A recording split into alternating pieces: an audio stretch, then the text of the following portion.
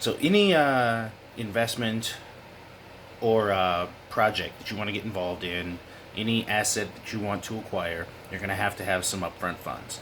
More than likely, um, finding a higher paying job is an option.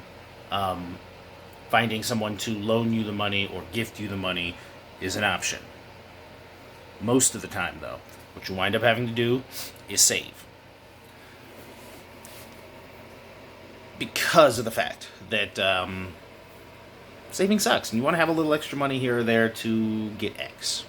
I have a few ideas that can give you a little bit of extra change on the side so that you don't wind up putting yourself out quite as bad when you're saving towards whatever project, or maybe to get you to that project faster if you happen to be that committed. Basically, this is going to be a $5 to $10 investment that can net you somewhere in the $50 to $100 range. Now, bear in mind, depending on where you are and how you do this, you could also wind up getting in a little bit of trouble. We'll get to that in a second. This is something I started doing when I was 14. I called it the cooler full of cash method. I was 14. What do you expect? We have a strong entrepreneurial spirit, at least in the downtown area of Denver. And a lot of the time, in the evenings, if you go outside, and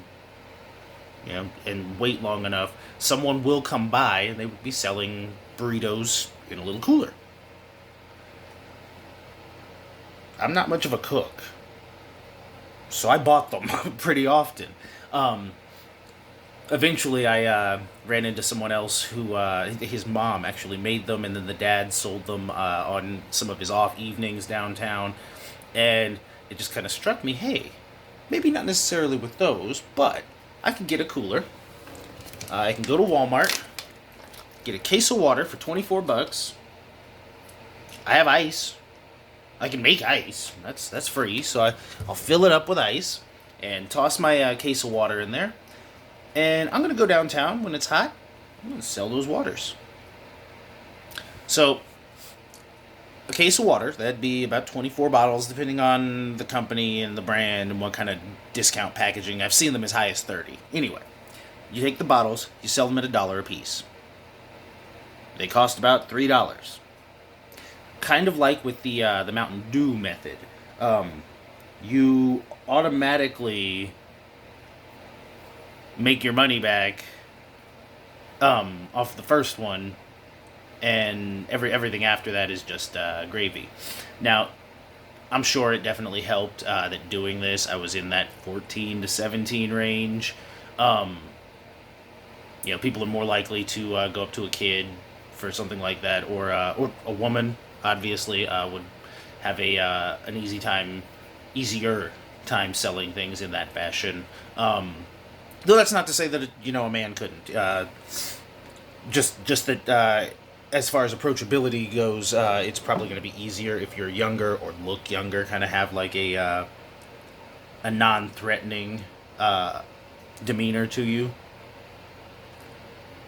The biggest thing about this, because it's food that you're selling, you want to be clean, like your overall presentation. Same with the cooler.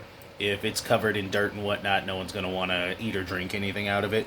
But yeah, you can do that same thing with I think you can get pop for like $1.50 a bottle, dollar a bottle, depending. And so you just add $1 to whatever the cost was on those. The water is really ultimately your big thing there. Um, Over time, I I kind of added other things to the cooler.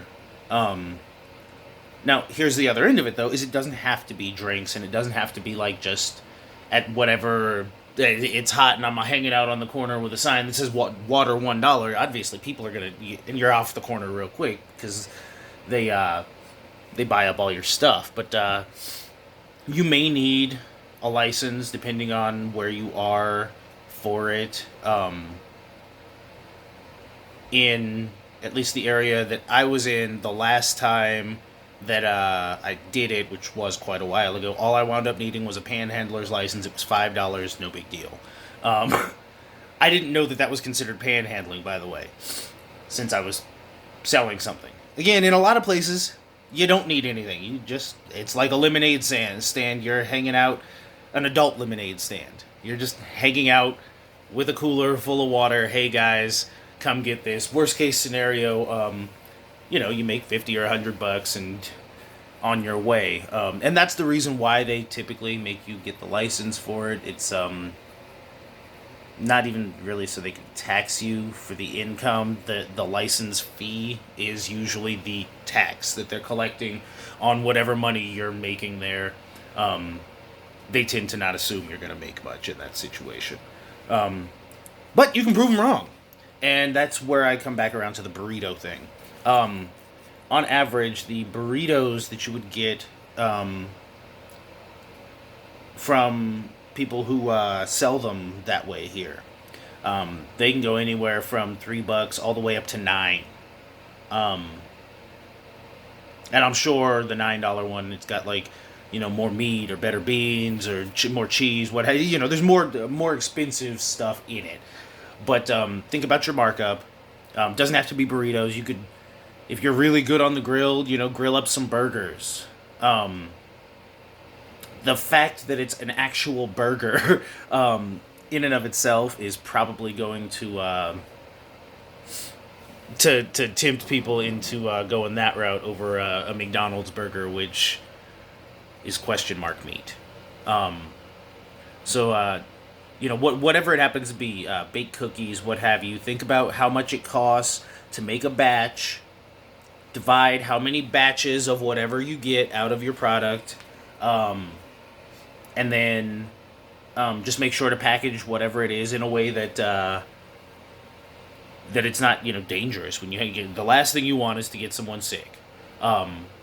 So if you're doing cookies, you can probably do some kind of like a cellophane, or if you've got a sealer, you can seal them in like little plastics. Burritos, burgers, stuff like that. Wrap them in tinfoil. Make sure, and that's again, you're still going to want that cooler, because just like you use that cooler to keep whatever water or whatnot cold, you're going to want that to keep whatever food hot, because pathogens.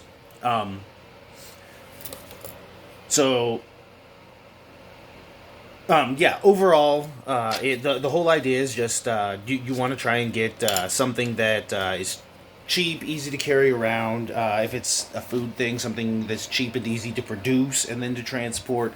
And then over the summer, depending, if you're in more of an urban area, you can do like the ladies here. Just walk up the street. Hey, I got tamales. Or somewhere not right in the intersection by where people stand across, but somewhere proximal to a busy intersection. Hang out in the shade with a sign that says water, what have you. And if nothing else, because that's the biggest thing, is the downtime. If you're not spending time playing video games or watching television, what have you, if instead you're out hustling up an extra $100 this week, selling burritos or selling water or what have you, and probably more than that if you do it every day in the evening when you get off work, for example. Then again, you'll meet whatever mark you have to hit for your project, for this resource you may want to buy. Maybe you want to buy a liability. You want to buy a nice car, just something that's better looking than what you're in now. Whatever it may be, it'll move you to that mark just a little bit faster. You want to be careful again, because it may or may not be legal to do this in certain areas, certain places, and certain times without certain types of licensing. And additionally, though technically, unless you have a Square reader, which you might, you can't take credit cards. You can get into trouble taking too much cash and not reporting it.